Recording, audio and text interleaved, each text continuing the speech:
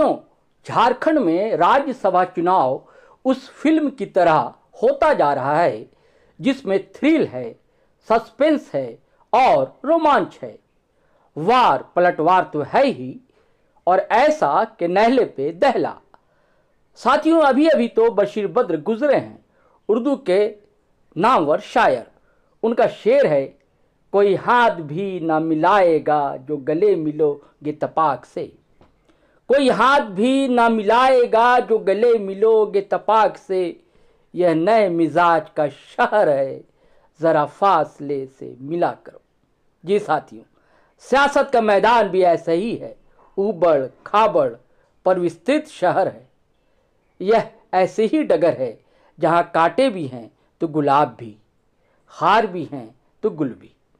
इन तस्वीरों को देखिए, गठबंधन के नेता हैं, प्रत्याशी हैं और मुखिया हेमंत सोरेन भी।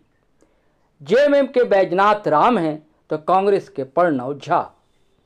मुलाकात जहां पुरतपाक है, वहीं फासले भी महसूस किए जा रहे हैं, ऐसा राजनीतिक पंडित कहते हैं। गठबंधन के पास दोनों उम्मीदवार को राज्यसभा भेजने के लिए पर्याप्त संख्या बल है, यानी कि 56, 28। लेकिन थैली शाह कहे जाने वाले परिमल नाथवाणी के चुनावी समर में उतर जाने से सबकी सांसें फूल गई हैं, क्योंकि एनडीए का इन्हें समर्थन हासिल है। हालांकि इसके बावजूद आंकड़ा कई पायदान नीचे है। अब चूंकि सियासत में धन और बल का बोलबाला है, तो जाहिर सी बात है कांग्रेस थोड़ा घबराई हुई है। अब ये दो तस्वीरें देखिए, एक में कांग्रेस प्रत्याशी प्रणव झा राजद के युवा तुर्क तेजस्वी यादव से मिल रहे हैं, तो दूसरी तस्वीर में कांग्रेस अध्यक्ष केशव महतो प्रभारी के राजू हेमंत सोरेन से मिलने जब पहुंचे। पत्रकारिता में हम लोग कहते हैं कि एक तस्वीर 10,000 शब्दों के बराबर होती है। इस बीच कांग्रेस लीडर बंधु तिर्की के एक बयान ने हलचल मचा दी। उन्होंने कह दिया कि बीजेपी के 3 विधायक उनके संपर्क में हैं। कहे तो नाम बता दूं, आपने जीटीओ लाइव पर उनका बयान सुना भी होगा। इसके बाद भाजपा के भानु प्रताप शाही ने जवाब क्या दिया। इरफान अंसारी, प्रदीप यादव और संजय यादव ने ताबड़तोड़ बम फोड़ दिया। पहले दोस्तों भानु को सुनिए, फिर उनके खास मित्र रहे स्वास्थ्य मंत्री इरफान अंसारी ने कैसी उनकी बोलती बंद की है और बीजेपी में टूट की बात कहकर एनडीए की नींद उड़ा दी है। सुनिएगा। बंधु तिर्की जी बहुत गंभीर और संवेदनशील नेता के रूप में हम उनको मानते थे, लेकिन इतना हल्का बात बंधु तिर्की जी बोलेंगे, यह बात हम लोगों के विश्वास में नहीं था। हमको लगता है कि हार के हताशा में बंधु तिर्की जी हैं, कांग्रेस है, और चुनाव हारने के बाद कांग्रेस में सबसे ज्यादा किसी को सदमा लगने वाला है तो बंधु तिर्की जी को लगने वाला है, क्योंकि बहुत ऑफेंसिव खेल रहे हैं बंधु तिर्की जी। और जब क्लीन बोल्ड होंगे तो अगर किसी के आंखों में आंसू होगा तो कांग्रेस के प्रत्याशी नहीं बल्कि बंधु तिर्की के आंखों में आंसू होगा। सबको पता है कि कांग्रेस कितनी बिखरी हुई है, गठबंधन कितना बिखरा हुआ है। रोज आप झगड़ा कर रहे हैं। आपका झगड़ा देख करके झारखंड के मुर्गा का लड़ाई बंद है कि कांग्रेस का झगड़ा कैसे चल रहा है। मंत्री से विधायक उलझ रहे हैं, अध्यक्ष से विधायक उलझ रहे हैं, अध्यक्ष से मंत्री उलझ रहे हैं। तो अपनी खामी को बचाने के लिए इस तरह का वो बात को बोल रहे हैं। इनके बातों में जरा सा भी दम नहीं है। एनडीए इंटैक्ट है, एनडीए का एक एक वोट मिलेगा और विकास के नाम पर, अंतरात्मा के नाम पर बाकी लोग भी वोट करेंगे। और मुझे लगता है कि सबसे अधिक वोट अगर किसी को मिलेगा तो नाथवानी जी को। ये तो वो तो सर्वविदित चर्चा है कि बीजेपी ढोल पीट रही, एक उनको कैंडिडेट तक नहीं मिला सब। नहीं, हम अपने आंकड़ा को देखे, फिर हम लोगों ने समर्थन किया और ऐसे व्यक्ति को समर्थन किया जिसने आईआईएम बनवाया है, जो यहाँ के विकास के लिए लगातार संघर्षशील और संवेदनशील रहा है। ऐसे व्यक्ति को हम लोगों ने समर्थन किया है। कोई नया व्यक्ति को ला करके तो हम लोगों ने थोपा नहीं है। और नाथवानी जी को लाने वाले कौन लोग हैं? यही लोग हैं नाथवानी जी को लाने वाले। लेकिन उनका व्यक्तित्व, उनका काम देख करके हम लोगों ने उनको समर्थन किया है। देखिए कौन क्या बोल रहा है आई डैम केयर, लेकिन मुझे लग रहा है कि भारतीय जनता पार्टी के कुछ विधायकों ने भी कहा है कि नहीं, हम इस बार झारखंड की अस्मिता को देखते हुए हम वोट करेंगे, हम बाहरी को वोट नहीं करेंगे। तो कुछ लोग हमसे संपर्क में हैं, कुछ विधायक हमसे संपर्क में हैं, लगातार मेरी वार्ता हो रही है। उन्होंने मुझे विश्वास दिलाया कि इरफान साहब, आप जो आपका काम है हम लोग भी खुश हैं, आपकी बात हम लोग मानेंगे, लेकिन हमको समय दीजिए। अच्छा, भानु जी कह रहे हैं इरफान जी कि कांग्रेस में टूट है। चिंतित थे। देखिए मैंने कहा ना, कुछ विधायक है भाजपा के, कुछ विधायक विवेक पर फैसला ले रहे हैं, तो मैं इसको सार्वजनिक करना नहीं चाहता। कुछ बातें हुई है, अंदर बातें हुई है। मैंने कहा कि देखो यार, झारखंड ठीक है, भाजपा के लोग बाहरी लोग हैं, तुम्हें झारखंड से अब तो दिखाओ। झारखंड के लोगों ने बहुत कुछ दिया है तुम लोगों को, विधायक बनाया, सांसद बनाया है, कई मंत्री बने हैं।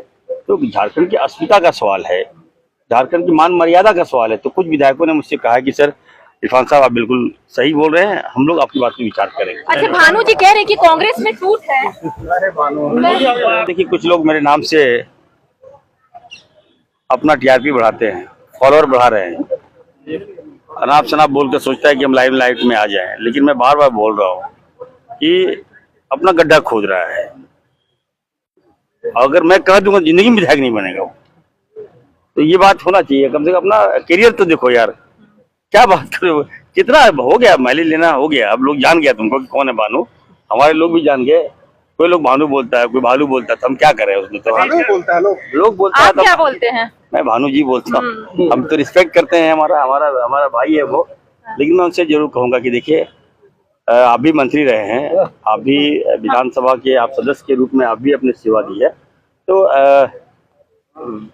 मुस्लिम होना पाप नहीं है।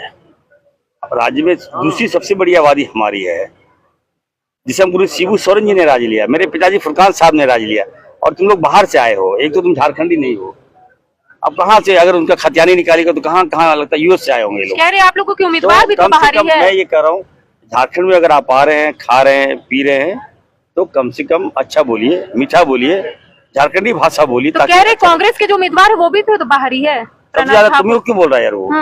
तुम्हें क्यों बोल रहा है? वो खुद ही फेसबुक में लाइव आ रहे हैं। सबसे ज्यादा तुमको बोल रहा है क्यों? आप जवाब दे दीजिए। और तो पत्कार है, तुमको बोल रहा है। भानु प्रताप शाही को करारा जवाब दिया इरफान अंसारी ने।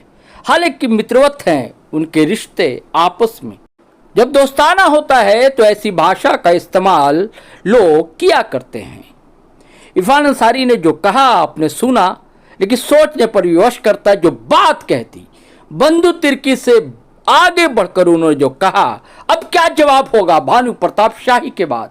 अब इसके बाद सुनिए दोस्तों, प्रदीप यादव कांग्रेस के लीडर विधानसभा में भी, और आरजेडी कोटे से मंत्री राजद नेता संजय यादव ने क्या कहा, ये सुनिए, तब फैसला कीजिए। दरअसल सियासत में झारखंड में होने क्या जा रहा है।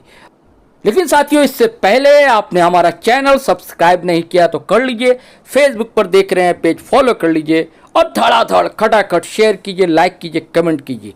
चलिए सुनिए सिलसिलेवार प्रदीप यादव फिर संजय यादव को। जिनके पास संख्या बल होगा, विधायकों की संख्या होगी, जीतेगा वही। और यह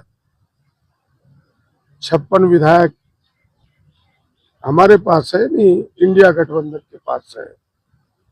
और हमें लगता है कि हम निश्चित रूप से दोनों सीट को जीतेंगे। बीजेपी दावा कर रही है 30 से 35 विधायक संपर्क में है। देखिए, कौन क्या दावा कर रहा है उससे मतलब नहीं है। गठबंधन के 56 विधायक है। मैं इतना साफ कह सकता हूं कि उन्होंने जो हाउस ट्रेडिंग का चादर बिछाया है, इस बार उनको चादर समेटना होगा। लेकिन ये एक संदेश दे गया झारखंड में कि बार बार भारतीय जनता पार्टी इसी गलत परंपरा को मजबूत करना चाहती है। हमें लगता है कि उसको बेहतर जवाब इस बार मिलेगा। गठबंधन की भी बैठक बुलाई गई है 17 तारीख को, जिसमें पोलिंग की पूरी प्रक्रिया बताई जाएगी। राजद कितना इंटैक्ट, राजद के विधायक। हम ये आपको बताते हैं, राज बंटवारा होने से कितना साल हुआ? 26 साल। राजद कब देखे कि फूटा हुआ है? तो राजद जो है सिद्धांत पे चलता है, और इनका नेता आदरणीय लालू प्रसाद यादव, तेजस्वी यादव जी, और गठबंधन को हर हमेशा मजबूती देने के लिए लालू जी चट्टानी एकता के तहत रहे हैं और आजीवन रहेंगे। इसलिए कि हम लोग गठबंधन से अलग नहीं है और जो फरमान जारी हम लोग का नेता का होगा उस पर हम लोग खड़े रहेंगे और उसी पर